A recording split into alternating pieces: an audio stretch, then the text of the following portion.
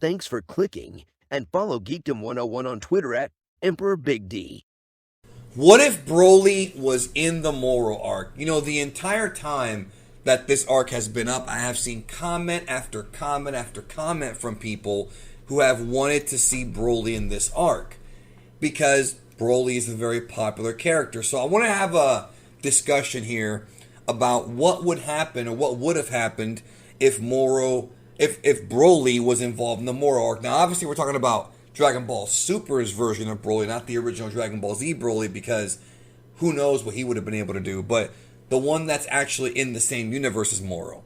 Joining me to discuss this, please welcome somebody who knows Broly very, very well, not personally, but through a mutual friend, Harold, Mike from Laughingstock Media. How's it going? Hey guys, it's Mike here, and I'm excited to talk about Broly and what if he was in the Moro Arc. I can't believe you're excited to talk about Broly for once. That's different. Hey, after that movie, I've been a lot more excited about Broly as a character.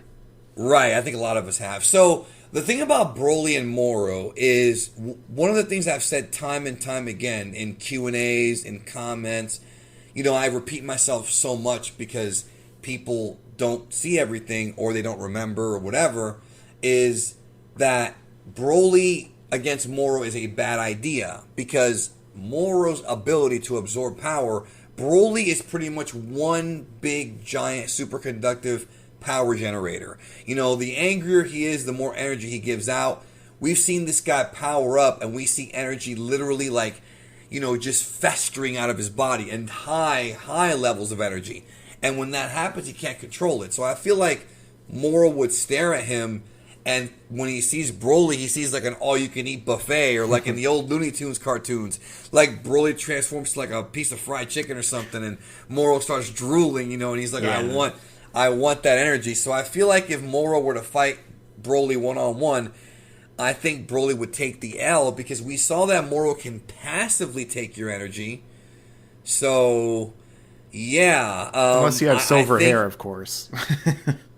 Yeah, I think even old Moro with that ability would have just sucked Broly, quickly, and that would have been it. I mean, that would have been it. But Yeah. is Broly able to have more power to where he can probably take out Moro before he can finish absorbing him? I'm not sure because God, Goku, and Vegeta were put away. Yeah. And these guys know how to control their energy. And even they got put away early in the Moro arc. So, what do you think about just Broly versus Moro just from that perspective? Yeah, that really is the question there, because when it comes down to it, if Broly is somehow going to overcome Moro, and I have to put the somehow in there because it is a long shot, the fact of the matter is he has to use that overwhelming power of his to finish off Moro quickly. But there's a couple of problems there. Number one is, if we're assuming that this is Broly after the movie as opposed to at the beginning, because at the beginning, he was only like base Vegeta level, so as a result, Moro, who was fighting against Blue Evolution, or at least the Toyotaro version of it during their initial fight, would have a much easier time taking him out. But post that, you know, assuming that Broly can still tap into that incredible well of power, the thing is that, you know, for Moro, it's free real estate. You know, it's like, Right. I'm going to pull myself up here, get a bib, sit down, and just feast in. So the thing is that Broly would be far more powerful than Goku and Vegeta, though, just because, you know, as we saw, Goku and Vegeta had to merge together through the dance fusion in order to become Gogeta, just to be able to defeat Broly. And Broly wasn't just automatically beaten by base. He fought against base, he fought against Super Saiyan. He was so powerful and he kept scaling up so much. And he got so strong so fast. I mean, yeah. He broke the power scale in that movie. And he shattered reality, too. So that was like a prime Superman level feat, you know. But going back to comics, I still feel like this would be basically like Silver Surfer when he fought the Hulk and he just sucked all of his energy out of him, you know. Even though Broly would be raging, getting stronger, sure, he might be able to beat up Moro, certainly, but the entire time Moro's going to be draining him until eventually they're even, and then eventually Moro is more powerful, you know. We don't really know just what the limit limit of the speed that he can drain you at. But based upon what we saw in the Moro arc, when Goku and Vegeta were trying to charge at Moro's ship, and then they suddenly just kept dropping down through each of their forms, and they couldn't even transform anymore, I think that'd be a big deal. Because Broly could have the same thing happen to him, where he suddenly drops the base, he can't go Super Saiyan anymore, and Moro just eats up. Right. Absolutely. I mean, it just seems like it would be a L for Broly. I mean, people were wanting him to join the fight, but it's like, do you not understand how Broly works? Like, Broly is just a pure piece of energy, and anybody who could absorb or manipulate energy, would be able to just job him out. I mean, even Vegeta now with Force Spirit Fission, who knows what he could do to Broly now with this ability. Yeah. Now, I will say this. I think Broly would have probably been useful against Moro's henchmen. I think if you have Broly in the battlefield facing off against some of the lesser powerful characters like Sagambo, possibly even 7-3, even though that would also be a bit dangerous. Yeah, imagine if he grabbed Broly's neck and then suddenly he's as strong as Broly when he's raging out in his Ozaru form. Although it would be cool to see 7-3 get jacked and, become that huge legendary form. Yeah, or something. I mean, we don't know exactly what he would have taken from him, but it would have been something. Because Broly's mostly a potential-based fighter. But either way, Broly might have smashed him before he's able to do that. And, Broly being this rage monster that he is when he gets angry would have been useful against the henchmen. But I think against Moro, it would have just been over and out. Especially with later in the series, later in the arc, when you have Moro now fighting, eating 7-3 first of all, and then later learning Force Spirit Fission from Vegeta, and then after that touching Mirrors, without his permission, and all these things that happen. Like, I just think that the higher you scale Moro up, the worse it is for Broly. I mean, people love Broly, but you have to understand that it's not always about who is stronger.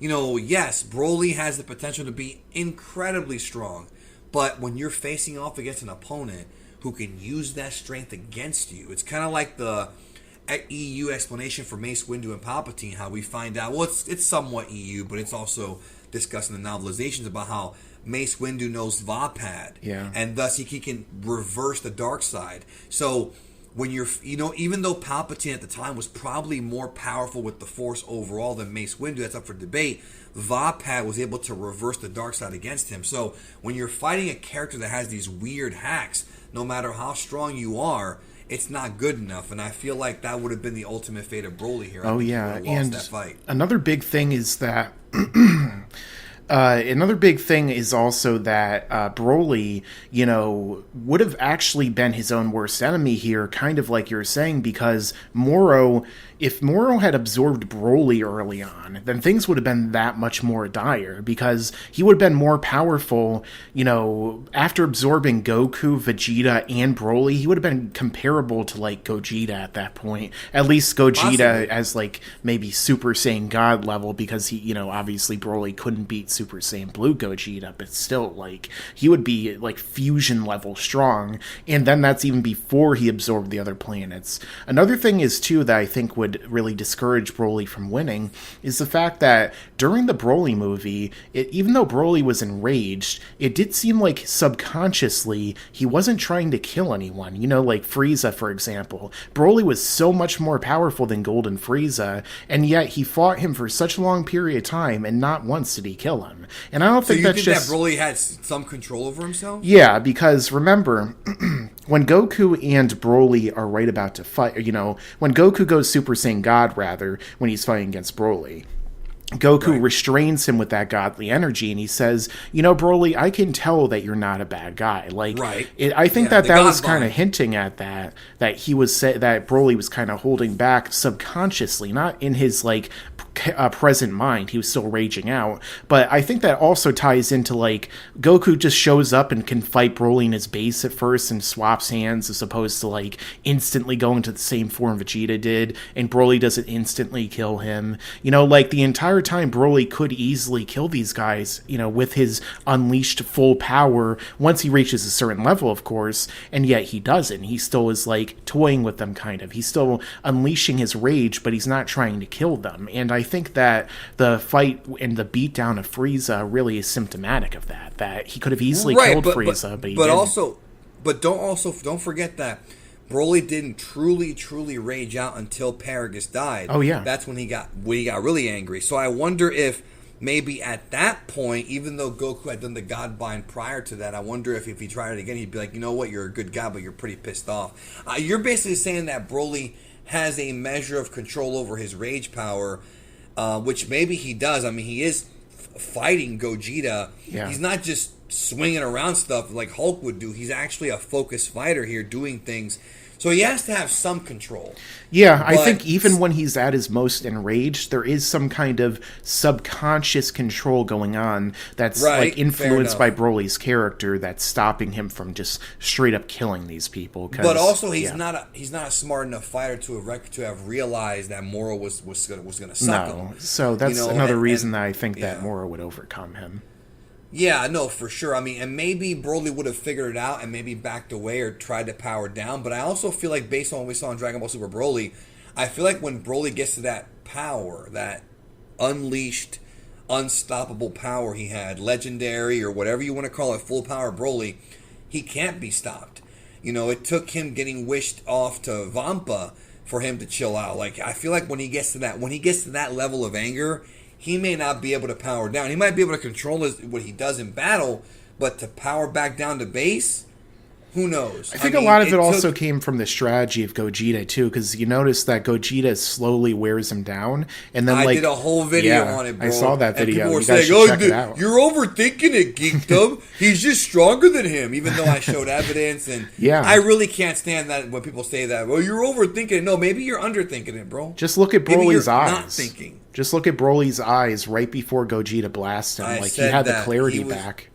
He was already done, because the Stardust Exploder was what really got him. That's really what knocked him out of Berserk or whatever. So it's possible then, a similar way, if Moro continues to drain him, maybe like his eyes will go back to clear again when he reaches like that point of, you know. But at that point, Moro would have already taken his energy and would have been even stronger. It would have been a real problem, as you said. Yeah, Broly would be a bad idea for this arc, honestly, as far as like, if Goku were to say, hey, let's go get Broly. No, like, that is not a good idea, dude. Like, people, I don't get why people said that. I mean, I guess they're Broly fans. We got to think a little bit and say, no, Goku would never do that because you're giving Moro energy. However, Broly would have been effective against the side characters, but just having him out there is dangerous, because once Moro sees Broly and says, oh, this guy's really has a lot of energy, I'm going to suck it. I'm going to suck that guy.